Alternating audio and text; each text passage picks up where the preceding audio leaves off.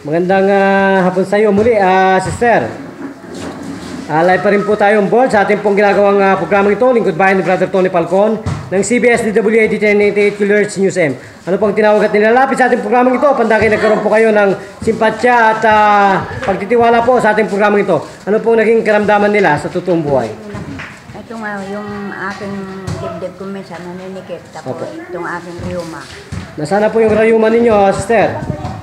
Ito po, wala na po. Wala na po, ilang minuto po kayo pinagaling at talaga pong binigyan ng himala ng dakilang Panginoon po sa buhay ninyo. Mga 30 minutos. 30 minutos, nakakaloka talaga sister, ano? So, nasana po ang malalabong mga matang yan ni Angelina? Wala na po. Ha? Wala na po. Wala na po, oh my goodness. So, yung pong inyong paghirap po ng hininga, nasana po ngayon? Wala na rin po. Wala na rin po. Kung ganun po, magbigay po kayo po sa bansang Pilipinas. Gamit po ang programang ito, Lingkod Bayan ni Brother Tony Falcon. Ano po, ating paalam ang inyong tunay na pangalang ginagamit sa totoong buhay? Ang pangalan ko po. Opo. Carolina de la Cruz po. Carolina de la De la Cruz. Cruz. So, ano po ang ilang gulang niyan na Miss Carolina de la Cruz? Ano, 77.